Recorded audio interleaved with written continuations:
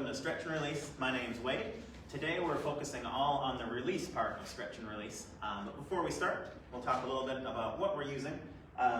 You have the option to use a lot of different things right now. I'm just using a foam roller.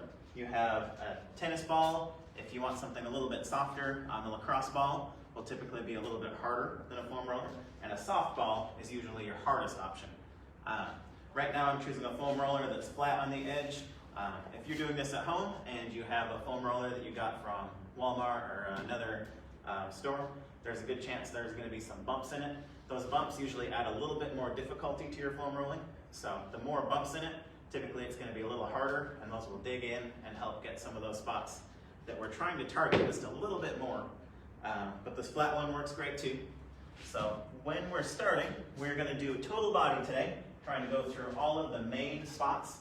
We're going to hit glutes, hamstrings, lats, a little bit of chest, focus a lot on hips and legs today, but we're going to start on glutes. So rolling that up to your butt, and we're going to be kind of tilted off to the side just a little bit and doing a couple big passes just on that left side, and we'll do one part of your glute at a time.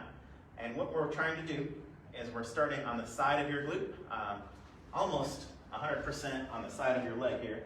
And then you're just slowly transitioning your way to the middle, and then we'll go to the side, slowly transition your way to the middle on the other side. So right now, nice big passes. That's going to help kind of feel out for some spots that might feel a little tight, a little tender. If you find any of those spots along the way, go ahead and just keep some pressure there. You can set that leg down. You can do slow rocks back and forth to help relieve some of that tension. You can go back and forth sideways like that. And on some of the movements, you can actually move your leg around to get a little bit deeper in there too. But once you've gotten to the middle on that leg, go ahead and switch sides to the other side. And there's a lot of ways you can dig a little bit deeper into the glutes, but with just 10 minutes, we're going to focus on just an overall pass through the major part of the glutes. We're not going to dig into the piriformis or anything too deep in there today, but we may do a little bit of that next time. And again, if you find any of those spots in there that feel a little tender, go ahead and just keep some extra pressure there. Hanging out for a few seconds here. Typically, if you're going to foam roll the entire body from head to toe, that would probably be a 30 to 45 minute workout at minimum. So we have 10 minutes today. So again, we're focusing on just the highlights here, getting the biggest muscles we can and the most bang for the buck. Once you hit the center there, go ahead and set that right under your knees. Your feet should be on the ground, your butt will be on the ground. And we're going to have your feet fairly close here, and you're going to start rolling up to about mid-thigh, and then rolling down to right on your knees. Getting your hamstrings here.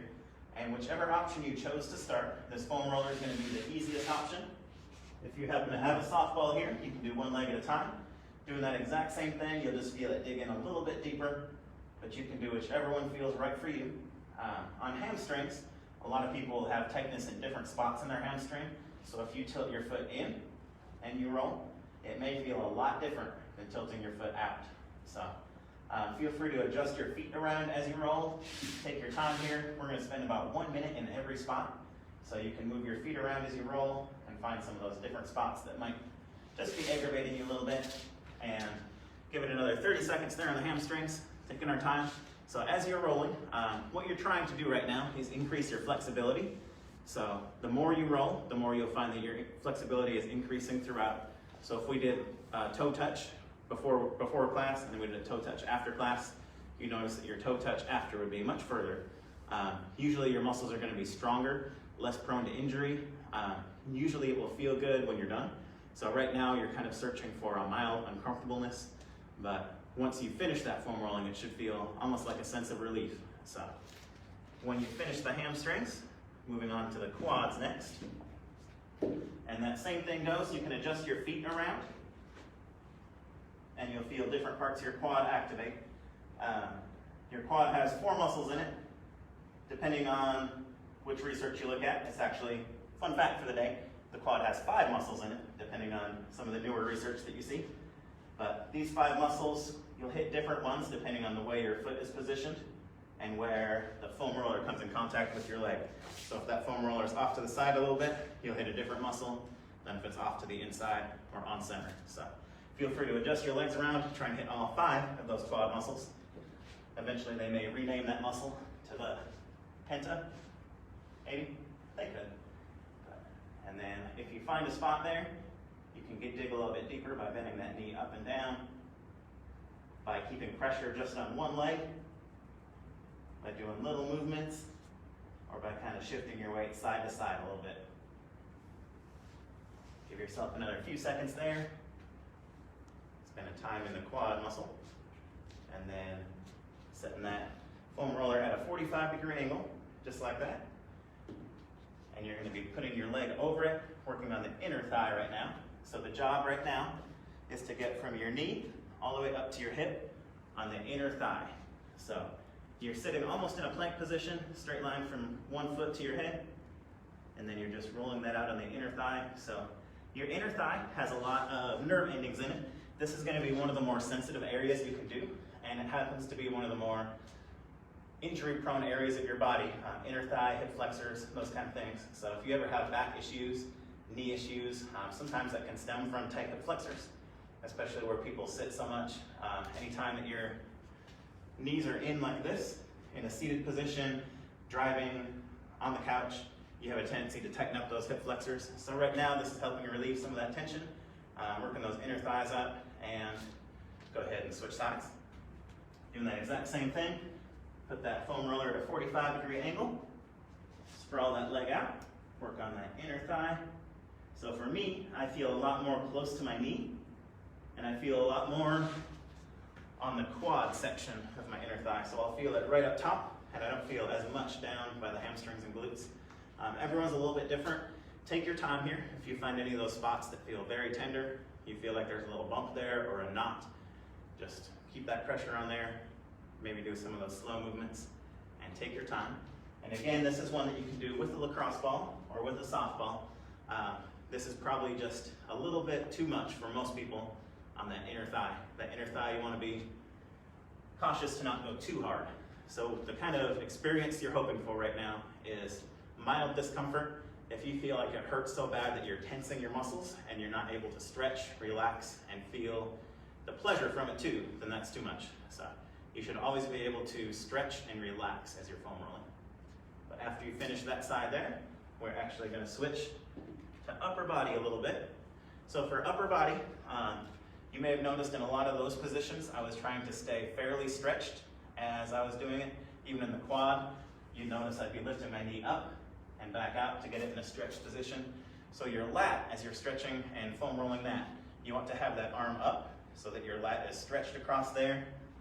So that arm is up above my head, and I'm laying on my side, and I've done this enough for my lats to know that I could just stop here, and that's awesome foam rolling. This is exactly where I have a tendency to have knots, and it's right just below my armpit there.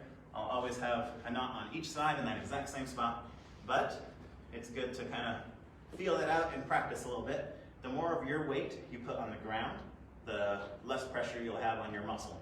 So if you're new to foam rolling, you can put most of that weight on the ground and just kind of slowly feel that out through your lats a little bit. And if you want more pressure, you can lift those hips up. You'll feel more pressure there in the lats. But right now, if you find any of those spots that are tender, most people in their lats will have a spot or two that they feel is a knot, somewhere that they need to put a little extra tension on. One of my favorite movements for my lat is just to lean back slightly, lean forward slightly, lean back. And I'm just raking it back and forth right now. Sometimes I'll move up and down, but I'm trying to get that knot released, and that's going to help me be stronger, do better pull-ups, as well as increase flexibility and mobility through my shoulders. All those are awesome benefits. So after about 1 minute here, we'll go about another 10 seconds. We'll go ahead and switch sides.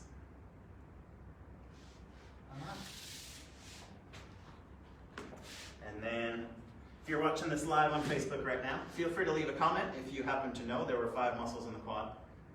That's a fun fact that not a lot of people know, and you'd think they'd probably rename it after a while. So, finding that spot in the lat again. And before you start, I didn't do this as an example. Still doing that big pass all the way through that lat, trying to find that spot that you're looking for. I just found it right away and stopped. If you've done it enough to do that, that's totally fine. But do it a couple big passes and you'll find some of those spots along the way that feel very tender. But usually it's close to where your muscle attaches to a bone. So for me, it's pretty close to the armpit. And then kind of leaning back and forward. Once you find that spot, maybe just keeping pressure on it. You can even just maneuver your hand up and down, and that manipulates your lat under the foam roller. So this is a good way to kind of do a subtle dig in with your muscle. Just to flip your palm up, flip your palm down. I'll give it another 10 seconds here. And rest. So focus mostly on hips today, but you felt some of that in the upper body. Hopefully you guys got a good release out of that. Next time we'll be focusing on some stretch, and in the near future we'll also be focusing on some of those smaller muscles. Right now we use those big muscles that a lot of people happen to have issues with, but next time we'll focus on your pec minor and some different muscles that have a tendency to be tight, but you don't necessarily know why they're tight. So thanks for joining me. Hope you had fun, and we'll see you next week.